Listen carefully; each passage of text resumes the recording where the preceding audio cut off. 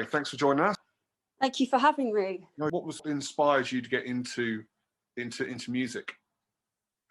Well, basically, I knew from a very young age that I wanted to do some kind of like artistic thing. I knew I wanted to be an artist, and I tried out a lot of different stuff. So, I tried like drawing and painting and all that stuff, and I wasn't really very good. And then I was doing some like writing, like poems and stories and that kind of stuff, and acting. But then I discovered music after learning the violin. And I liked the fact that I could potentially reach more people, and I also liked the fact that I could write my own songs, and it felt a bit more like it was more artistically true to me. So that's why I sort of stuck with that. But I still really enjoy other aspects of art as well, such as drawing, and that's why I try and like take a hands-on approach with the video editing and all that kind of stuff as well. Yeah, some of your videos are very artistic and colourful and out there, if that makes in a nice way, which I think is a great, it's a great ability for, like you said there, for you to be able to put yourself literally on the screen.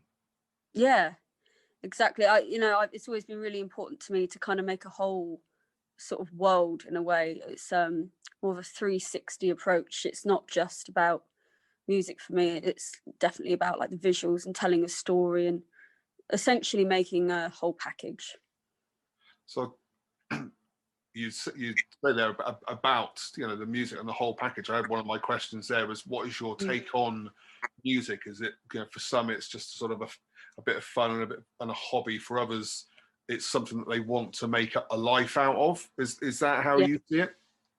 Yeah, certainly the latter for me. Is really, really important to me, and I mean, it's a tough industry, but I really hope it works out.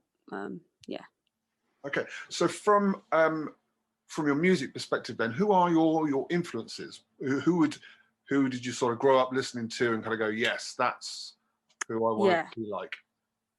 So I would say that the person that influenced me most, influenced me to create music, right in the beginning, was an artist called Emily Autumn, who is a really wacky artist, and she plays violin, and her music's really weird, and so that she was like my first influence. And then my other big influences include Marina and the Diamonds, Bat for Lashes, Florence and the Machine, and then just all sorts of things, really, like a lot of 80s and 90s rock, and also noughties rock as well.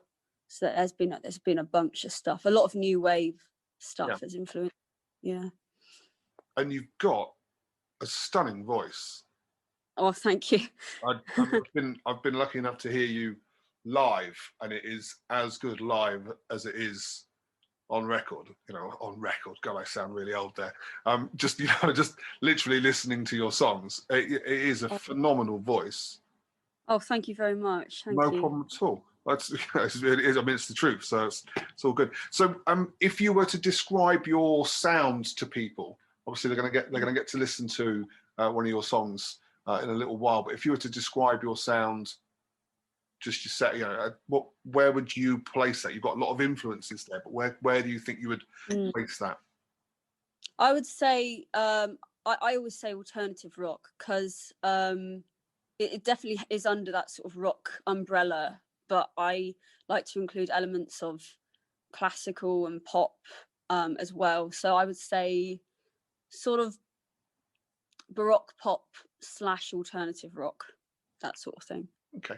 And what's your process for writing stuff? You've released 3 singles through kind of the lockdown period. Mm-hmm. What's your working process? Have you got things that you work on for ages and change, and then you've got it to the point where you're happy? Or is it something that you suddenly go, I need to write this, and bang, it's done?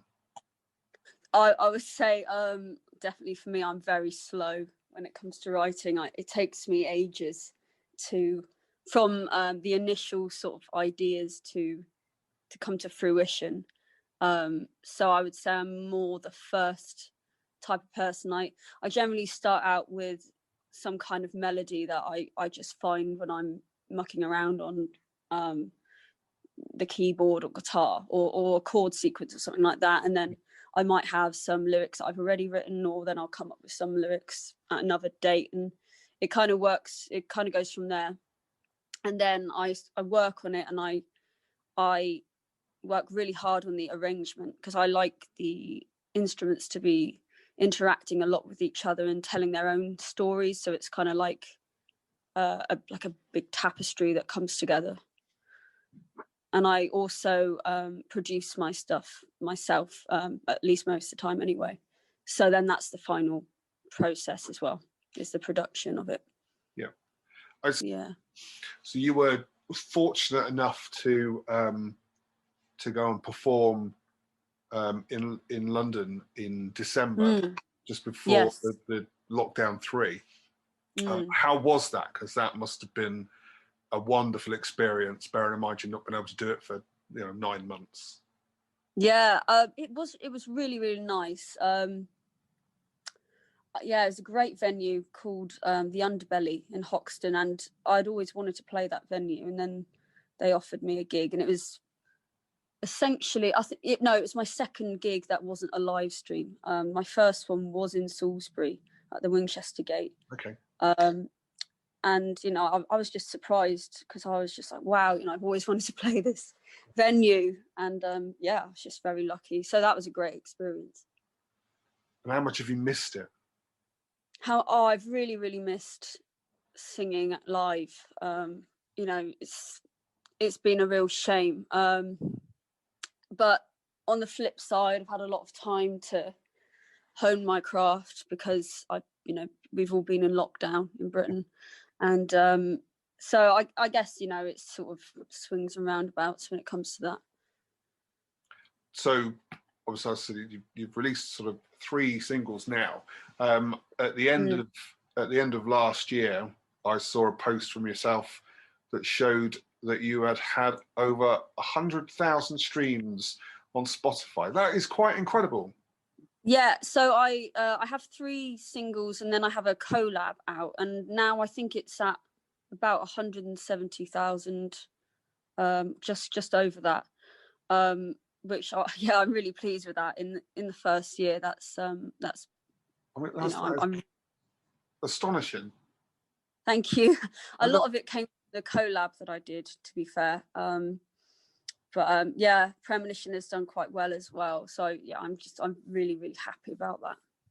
So that's your past. What does the future hold? Well, hopefully gigs. I mean, it's very difficult at the moment to know when that will happen, but there's going to be a new single coming out soonish, and we're going to do a re-release of the collab that I did, which is Open Up Your Eyes, and I should have another collab coming out soon with a band called Drawing on Scars. That I met through Twitter and all that sort of thing. So that's been great for meeting people actually online. I've met people from all over the world in this time because of lockdown. That it might not have happened otherwise. So that's the future. I've also got a video coming out, and that's all going to be in the next sort of 6 months, but I'm unsure of the exact dates for all of them yet. Okay. And finally, what are your goals? Let's say 5-10 years time. Where do you hope to be? Well, hopefully, I mean, the ultimate goal would be I can do this full time and have it as my sort of only job. That would be the absolute ultimate goal. So hopefully that will happen within 5 years. And I would love to go on tour. I'd love to just make more videos and just reach more people in more parts of the world. That's the gist of it anyway.